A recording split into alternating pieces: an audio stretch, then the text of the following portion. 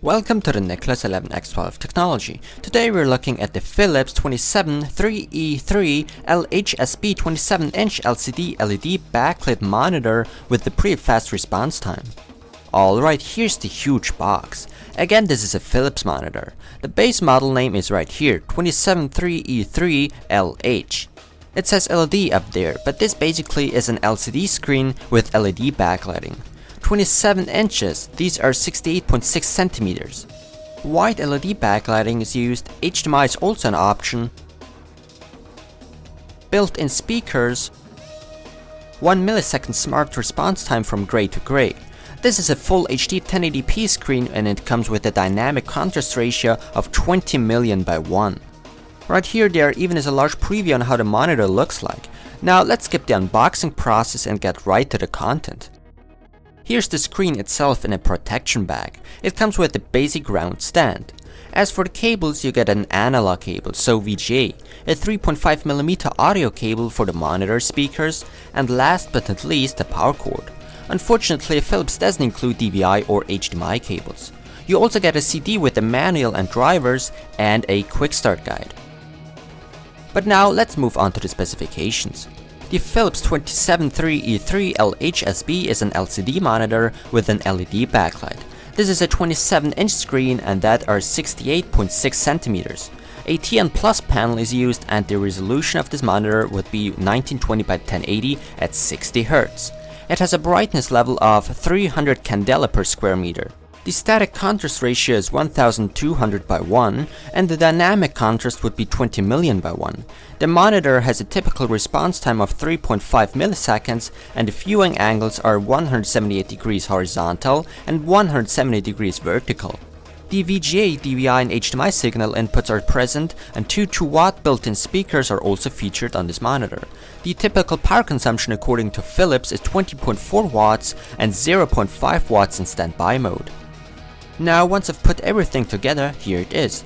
Down here is a nice Philips logo. On the right there is a sticker that again shows the special features of this monitor. On the left you get an energy label there. It ranks A, which is good. Right in front in the center you get your nice Philips logo with these sensor buttons. No force is required here. Navigating with these buttons is very easy in the OSD. Tilting works just fantastic with this monitor, but it can only be adjusted this way, which is normal for the features offered at such price point. The back of the monitor looks very nice actually. The screen can also be wall mounted. On the back, underneath is where you plug in your power cord, and on the right are the video and audio ports.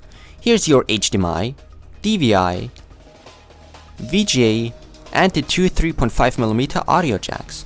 Now to the power consumption. On lower settings this monitor draws 21 watts. On typical settings 26 watts and on my personal settings it draws 29 watts. Alright, but now I'd like to talk about the colors, the quality, sharpness, response time and the overall feel of this unit. Right off the bat I can say this monitor was very easy and fast to set up. The actual stand is not that bad. Of course it's not the best one, but it's okay. I have to apologize for not taking any footage of the screen turned on because I was playing around with the settings at first. The sharpness of this monitor is pretty good actually and the response time is fantastic. So if you're into fast response times for gaming, this is a good choice. The accuracy of colors unfortunately isn't that good, but it's acceptable for a TN panel. What I personally didn't like at all was the strong yellow tint on the top left hand corner of the screen.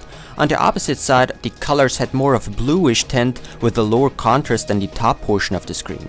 So I noticed uneven colors and brightness levels. However, some spots were okay. But this particular model is defective I believe, because after staring at the screen for just 15 minutes, your eyes would start to hurt. This wasn't just me, I made other people sit in front of this monitor as well and they reported the same thing. It definitely wasn't the brightness or contrast level that was causing this. Of course I knew what to do and that was to return this monitor to Philips.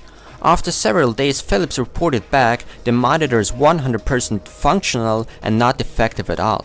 So I don't know what to think at this point. What does Philips Service Center mean with not defective? Let's assume it really wasn't defective. Are all these monitors like that? Hurting the eyes? In the end, I don't know who's to blame, Philips itself or the service center. So the Philips 273E3LHSB 27-inch monitor is a good choice if it's not defective or doesn't hurt the eyes. In my case, I really don't know who's to blame. Your monitor might be working just perfectly fine. The sharpness is pretty good and the color accuracy definitely is not the best, but normal for a TN panel. The response time of this monitor is excellent, so for gaming it should definitely be a good choice.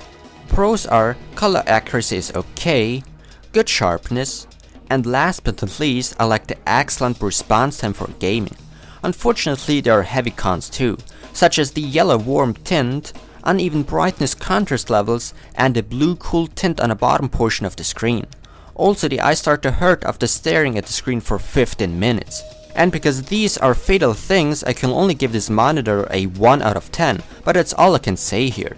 Thanks for watching and don't forget to subscribe.